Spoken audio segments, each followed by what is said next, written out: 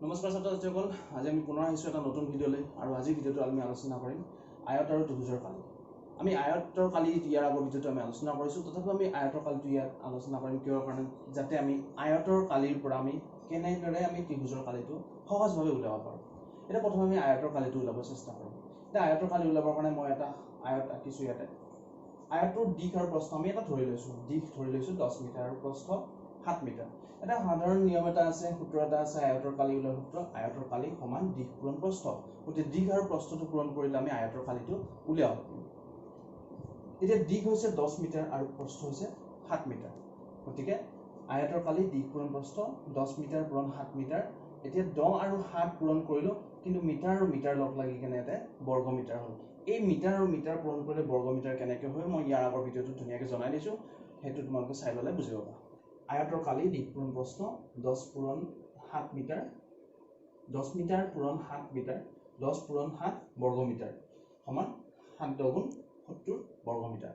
এইটো হৈছে আয়তৰ কালি। আমি ইয়াৰ পৰা সহজভাৱে আমি আয়তৰ কালিৰ পৰা কেনেদৰে আমি ত্ৰিভুজৰ কালিটো উলিয়াব পাৰোঁ অতি সহজভাৱে। যিহেতু আমি ত্ৰিভুজৰ কালিৰ সূত্ৰটো বা তাৰ পৰা আমি ত্ৰিভুজৰ কালিটো উলিয়াওঁতে কিছু হ'লেও অসুবিধাৰ সন্মুখীন হোৱা যায়, গতিকে আমি আয়তৰ কালিৰ পৰা আমি ত্ৰিভুজৰ কালিটো উলিয়াবলৈ চেষ্টা কৰিম। এতিয়া আমি যিহেতু আমি আয়তৰ কালি উলিয়ালোঁ, আয়তৰ কালিৰ পৰা আমি ত্ৰিভুজৰ কালি কেনেকৈ উলিয়াম। মই একে আয়ত এটা লৈছোঁ, একে নিচিনা আয়ত এটা লৈছোঁ, আয়তটোৰ পৰা আমি সমানে ইয়াক দুভাগ কৰিছোঁ। সমানে কেনেকৈ দুভাগ কৰিছোঁ, ইটো কোণাৰ পৰা সিটো কোণাৰ এটা কৰ্ণ আঁকিছোঁ, তাৰ পৰা আমি সমানে দুভাগ কৰিছোঁ। এতিয়া ইয়াতে কেইটা ত্ৰিভুজ হ'ল, দুটা ত্ৰিভুজ হৈছে। এই দুটা ত্ৰিভুজ সমানেই হৈছে, যিহেতু এডাল বাহু এডাল বাহু সমান, এডাল বাহু এডাল বাহু সমান, আৰু এই এডাল বাহু উমৈহতীয়া বাহু, গোটেই দুটা ত্ৰিভুজ সমান।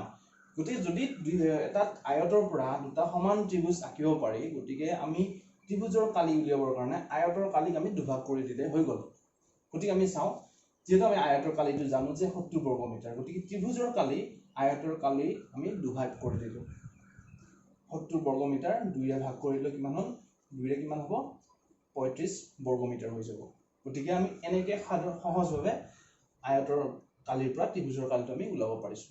কিন্তু এই যে আমি আয়তৰ কালিৰ পৰা ত্ৰিভুজৰ কালিটো উলিয়ালোঁ, আচলতে ত্ৰিভুজৰ কালিটো কি হ'ব লাগিছিল, ত্ৰিভুজৰ কালি হ'ব লাগিছিলে হাফ ইনটু ভূমি পূৰণ উন্নতি।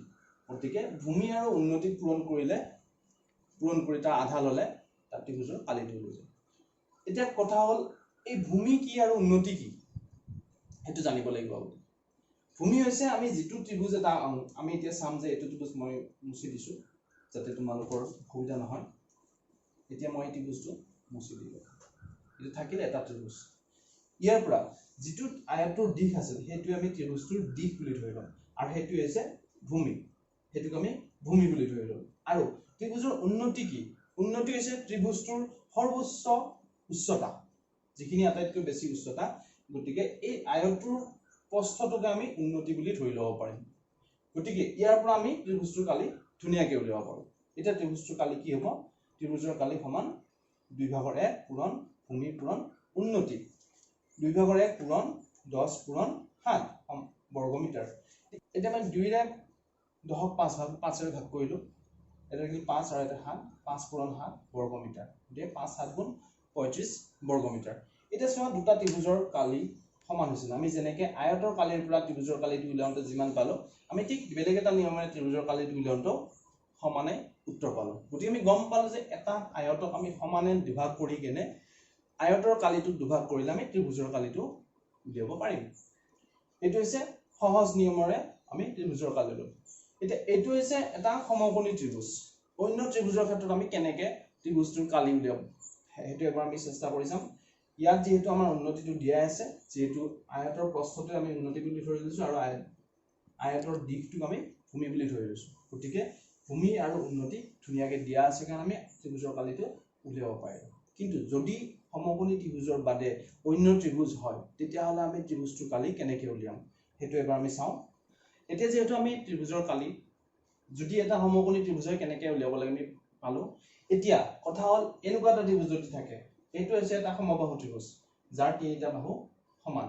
এই ত্ৰিভুজটোত আমি ভূমিটো জানো ঠিকেই, কিন্তু ইয়াৰ উন্নতি কি হ'ব আমি নাজানো। গতিকে আমি এটা উন্নতিডাল আঁকি লৈছোঁ, আৰু এই উন্নতিডালৰ আমি মাপটো আমি উলিয়াই লৈছোঁ। এই উন্নতিডালৰ মাপ কেনেকৈ ওলায় মই সেইটো ইয়াৰ পিছৰ ভিডিঅ'ত মই দেখুৱাই দিম ধুনীয়াকৈ। এতিয়া আমি উন্নতিডালৰ মাপ ধৰি লৈছোঁ 5 মিটাৰ আৰু ভূমিৰ মাপ ধৰি লৈছোঁ 8 মিটাৰ গতিকে ইয়াত ভূমি আৰু উন্নতি যেটো আমি ধৰি ললো গতি ইয়াৰ পৰা আমি কেনেকৈ ত্ৰিভুজটো কালি উলিয়াম ত্ৰিভুজৰ কালি হাফ ইনটু ভূমি ইনটু উন্নতি হাফ ইনটু 8 ইনটু 5 বৰ্গ মিটাৰ গতিকে দুই ভাগৰে পূৰণ ভূমি পূৰণ উন্নতি দুই ভাগৰে পূৰণ 8 পূৰণ 5 বৰ্গ মিটাৰ মিটাৰ মিটাৰ বৰ্গ মিটাৰ হৈ গ'ল এতিয়া দুইৰে মই এটো কাটি দিলো দুইৰে 8 কাটি দিলো কিমান 4 4 পূৰণ 5 4 5 গুণ 20 বৰ্গ মিটাৰ গতিকে এই ধৰণৰ যদি সমবাহু ত্ৰিভুজ থাকে বা অন্য ধৰণৰ ত্ৰিভুজ থাকে তেতিয়ালে আমি উন্নতিডাল ধৰি ল'ব লাগিব আৰু যদি তেনেকৈ ধৰি ল'ব লগা নহয় তেতিয়ালে আগতীয়াকৈ দিয়া থাকিব তেতিয়াহলে তোমালোকে ইয়াৰ কালিটো উলিয়াব পাৰিবা গতিকে আমি গম পালো যে ত্ৰিভুজৰ কালি উলিওৱাৰ ক্ষেত্ৰত ভূমি আৰু উন্নতিৰ দৰকাৰী গতিকে ভূমি আৰু উন্নতি হলে আমি ত্ৰিভুজৰ কালি উলিয়াব পাৰিম গতিকে এইখিনি হৈছে আজিৰ ভিডিওটো আলোচনা কৰিলো